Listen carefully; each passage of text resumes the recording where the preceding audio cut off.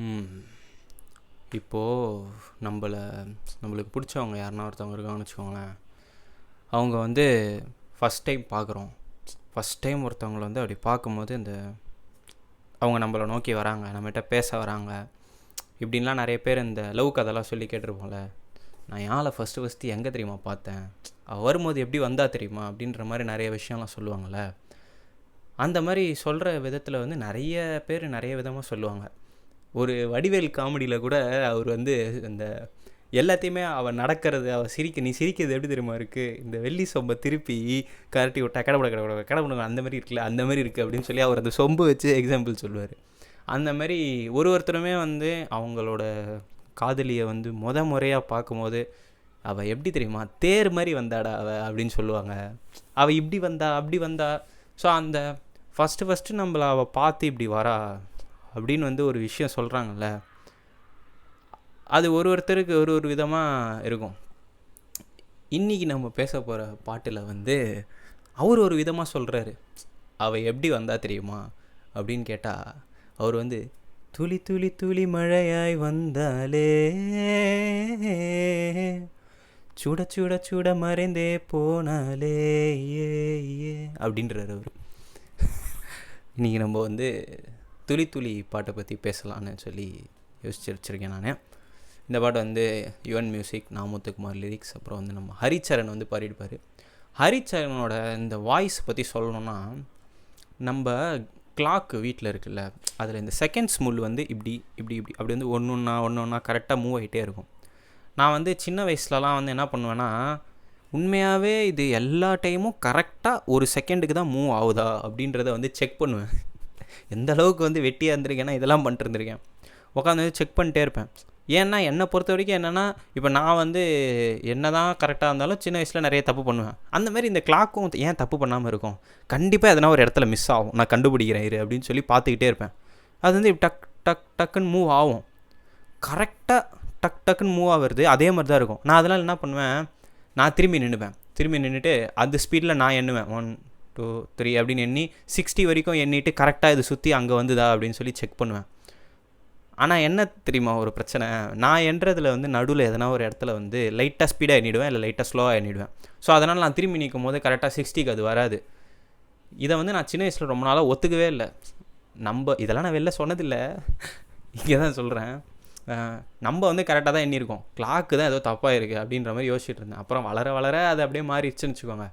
ஆனால் ஹரிச்சரனோட வாய்ஸ் வந்து அந்த கிளாக்கில் இருக்கிற அந்த செகண்ட்ஸ் முள் மாதிரி இருக்குது. அதாவது ஒரு மாதிரி இந்த அளவில் தான் பாடணும், இந்த ஒரு வார்த்தையை இப்படி பாடினா தான் நல்லாயிருக்கும் அப்படின்ற மாதிரி அவர் வந்து ஒரு மாதிரி தெளிவாக பர்ஃபெக்டாக பாடுவார். அவர் பாடுறதே வந்து அந்த செகண்ட்ஸ் முள் வந்து தப்பே பண்ணாதில்ல, அந்த மாதிரி தப்பே பண்ணாமல் தெளிவாக பாடுவார். நான் வந்து இந்த நாமுத்துக்குமாரோட 50வது பர்த்டேக்கு வந்து போன வருஷம் ஒரு ஷோ ஒன்று வந்து பண்ணியிருந்தாங்க. அதில் வந்து ஹரிச்சரன் வந்து லைவில் வந்து பாடியிருந்தார். அவர் வந்து நான் ரொம்ப சீக்கிரமாக போனதுனால இந்த சிங்கர்ஸ்லாம் முன்னாடி ப்ராக்டிஸ் பண்ணுவாங்கள்ல, அந்த ப்ராக்டிஸ் பண்ணுறதெல்லாம் வந்து பண்ணிகிட்டு இருந்தாங்க. அப்போ ஹரிச்சரன் வந்து அவர் பாட போகிற பாட்டு அந்த உனக்கென இருப்பேன் காதல் படத்தில் அந்த பாட்டை வந்து அவர் ப்ராக்டிஸ் பண்ணிட்டு இருந்தார்.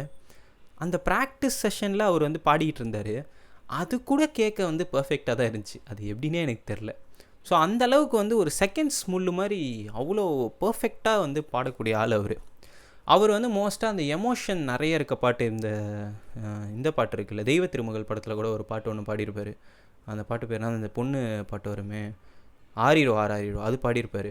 அது பிறகு இந்த காதல் படத்தில் அந்த உனக்கென இருப்பேன், இந்த மாதிரி ரொம்ப அந்த மனசில் இருக்கிற அந்த எமோஷன் அப்படி வெளியே சொல்லணும் அப்படின்றதுக்கு அவர் வாய்ஸ் வந்து ரொம்ப பர்ஃபெக்டாக இருக்கும். அதுவும் இந்த சோகமாக இருக்கிற பாட்டு வந்து ரொம்ப பயங்கரமாக பாடுவார்.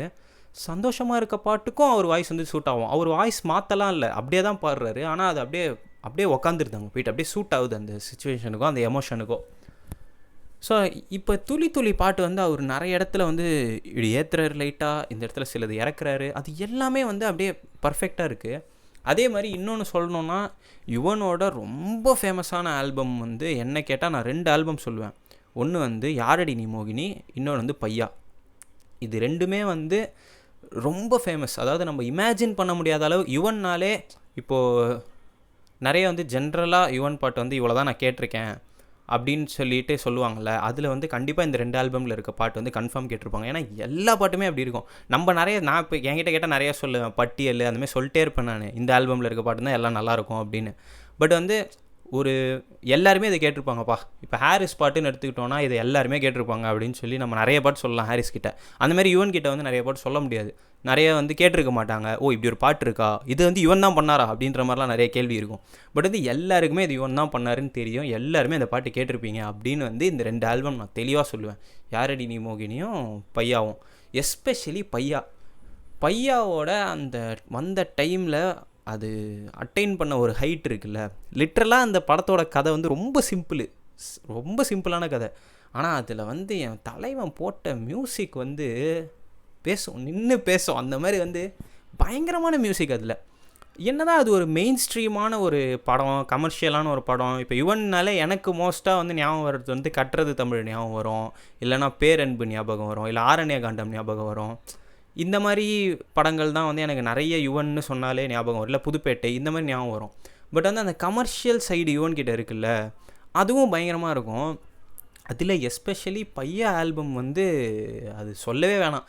அதை யாராலையுமே வந்து வெறுக்கவே முடியாது அப்படின்ற மாதிரியான ஒரு ஆல்பம் பையா. ஸோ அவ்வளோ பெரிய ஒரு ஹிட்டான ஒரு ஆல்பமு. ஆனால் வந்து அதனால் அது வந்து சும்மா கிடையாது அப்படின்னு இல்லாமல் அதுலேயும் பயங்கரமாக இருக்கும் எல்லா பாட்டும். ஸோ அந்த மாதிரி வந்து துளி துளி பாட்டு அந்த நான் முன்னாடியே சொன்ன மாதிரி ஃபஸ்ட்டு ஒருத்தவங்க நம்மளை பார்க்குறாங்கன்றது எப்படி ஃபீல் ஆகுது அப்படின்னா, அவள் வந்து துளி துளி துளி மழையாய் வந்தாலே, சுட சுட சுட மறைந்தே போனாலே, இப்படி வந்தால் அப்படி எவாப்ரேட் ஆகி மறைஞ்சு போயிட்டா அவ அப்படின்ற மாதிரி வந்து அவர் எழுதியிருப்பார் நாமுத்துக்குமார். ஸோ இது வந்து இந்த இதுவும் காதல் தான் அப்படின்ற இந்த சீரீஸில் வந்து நான் இது வைக்கலான்னு இருக்கேன். ஏன்னா இதில் வந்து இதுலேயுமே அவர் நிறைய விஷயம் வந்து சொல்கிறாரு, லவ் பண்ணுறதை பற்றி, அவங்கள வந்து பிடிச்சதை பற்றி நிறைய விஷயம் வந்து இதுலேயும் சொல்கிறாரு அவர். அது வந்து அகெயின் கேட்க வந்து ஒரு டிஃப்ரெண்ட்டாக இருக்குது. ஓ இப்படிலாம் சொல்கிறாரா இவர், இது பாரு இது மாதிரி சிம்பிள் விஷயத்தை கூட இவர் சூப்பராக சொல்லியிருக்காரு அப்படின்ற மாதிரி நிறைய விஷயம் சொல்கிறாரு. ஸோ அதெல்லாம் வந்து பேசுவோம் அப்படின்ட்டு தான் இந்த வீடியோ. ஸ்டார்டிங் இந்த மியூசிக் அப்படி ஸ்டார்ட் ஆகுது அப்படின்னு சொல்லி அப்படி வருது அப்படின்னு வந்துட்டு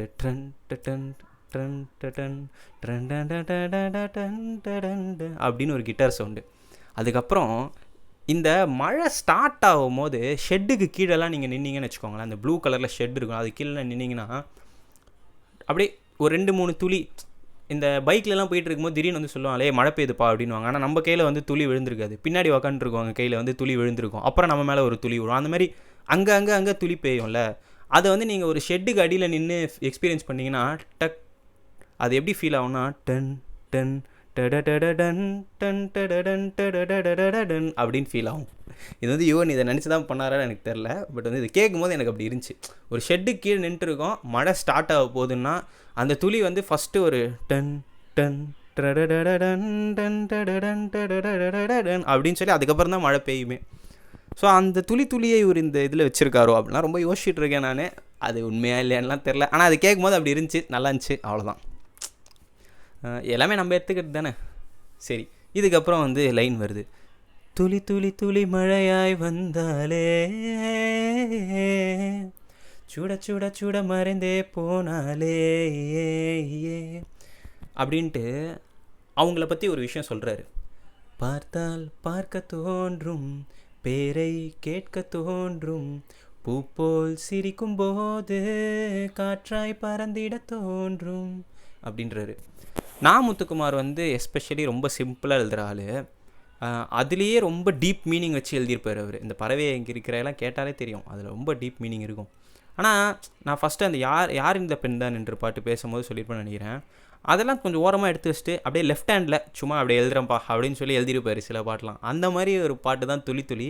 ஆனால் இதுலேயுமே வந்து பயங்கரமாக சொல்லியிருப்பார். சிம்பிளாக பார்த்தால் பார்க்க தோன்றும், சரியா, ஒன்றுமே இல்லை, நீங்கள் அவங்கள பார்த்தீங்கன்னா உங்களுக்கு பார்க்க தோணும், இன்னும் பார்க்கலாமே அப்படின்ற மாதிரி.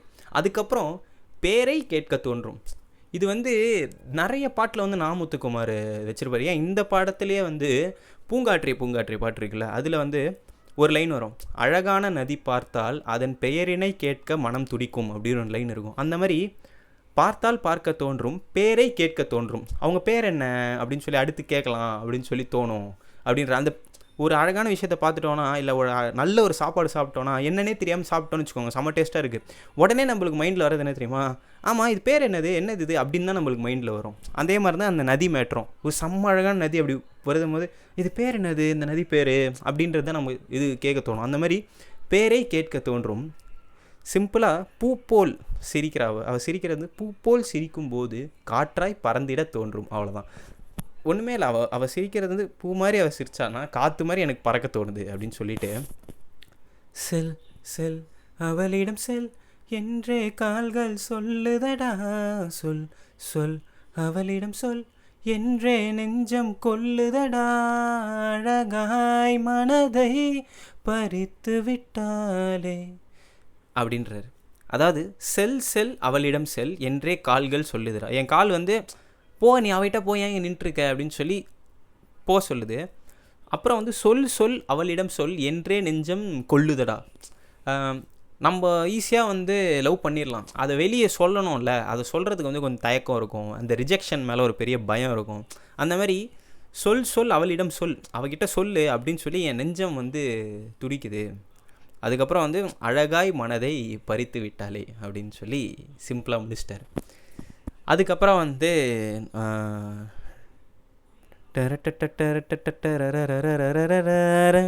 அப்படின்னு ஒரு மியூசிக் வருது.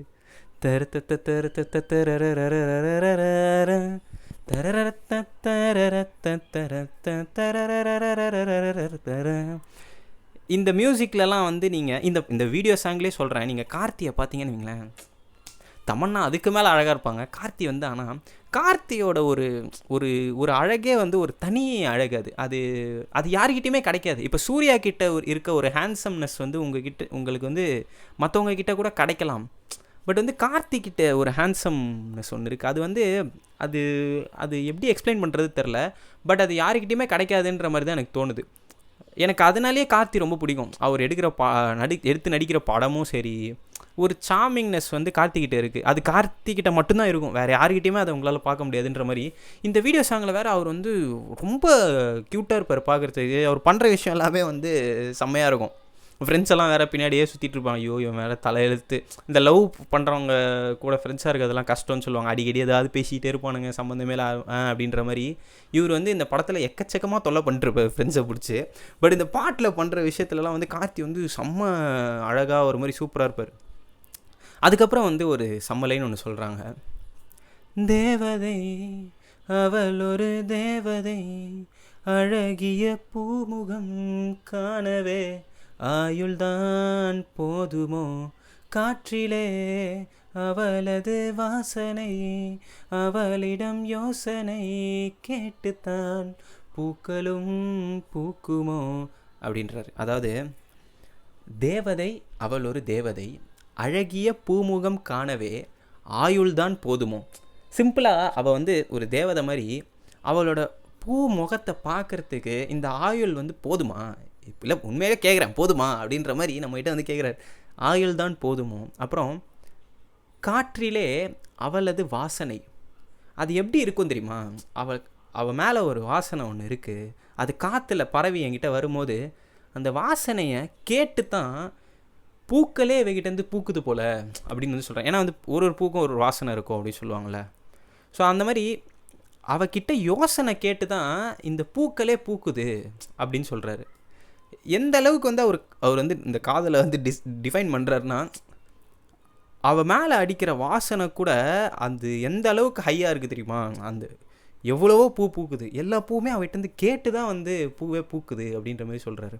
அதுக்கப்புறம் நெற்றி மேலே ஒற்றை முடியாடும்போது நெஞ்சுக்குள்ளே மின்னல் பூக்கும், பார்வை ஆலை தூக்கும், கண்ணம் பார்த்தால் முத்தங்களால் தீண்ட தோன்றும், பாதம் ரெண்டும் பார்க்கும்போது கொலுசாய் மாற தோன்றும், அழகாய் மனதை பறித்து விட்டாலே அப்படின்னு வருது.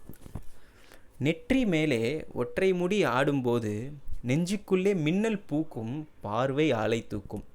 இந்த பொண்ணுங்களுக்கு வந்து ஸ்பெஷலாக அந்த நெத்தி மேலே டக்குன்னு ஒரு முடி வந்து இங்கே இப்படி ஒரு முடி இருக்கும், இந்த பக்கம் ஒரு முடி இருக்கும், அந்த மாதிரி அவள் நெத்தி மேலே ஒரு முடி ஆடும்போது அதை பார்க்குறதுக்கு எப்படி தெரியுமா இருக்குது, நெஞ்சுக்குள்ளே மின்னல் பூக்குது. மின்னல் வந்து இப்படி மின்னல் எப்படி பயங்கர ஸ்பீடாக அப்படி வந்து இருக்கும். அந்த மின்னல் அந்த வர மின்னல் வந்து என் நெஞ்சில் வந்து பூக்குது. மின்னல் பூக்கும், பார்வை ஆளை தூக்கும். அவள் பார்க்குற பார்வை இருக்குல்ல, அது வந்து ஆளையே அப்படி தூக்குது. அதுக்கப்புறம் சிம்பிளாக செம்ம மேட்ரு ஒன்று சொல்கிறாரு, கண்ணம் பார்த்தால் முத்தங்களால் தீண்ட தோன்றும். அவள் கண்ணம் பார்த்தாலே வந்து முத்தங்களால் நான் தீண்டணும் அப்படின்னு தோணுது. அவள் பாதம் ரெண்டும் பார்க்கும்போது கொலுசாய் மாற தோன்றும் அப்படின்னு இந்த மேல் ஈகோவெல்லாம் அப்படி தூக்கி குப்பையில் போட்டார் அவர். அவளோட பாதம் பாடுறா, அதை பார்த்தா உனக்கு என்ன தோணுது, பாதம் பார்த்தா கொலுசாக மாறணும்னு தோணுதுரா, அதை அப்படியே சுற்றி பாதத்தை பிடிச்சிக்கிட்டே இருந்துடலாமே அப்படின்ற மாதிரி கொலுசாக மாற தோணுது. அதே மாதிரி அழகாய் மனதை பறித்து விட்டாலே அப்படின்னு சொல்கிறார். இதுக்கப்புறம் வந்து நிறைய அக்காங்க கோரஸாக வந்து நின்று டு டு அப்படின்னு பாடுறாங்க. அதுக்கப்புறம் ஒரு ஸ்ட்ரிங் மியூசிக் அப்படியே வருது.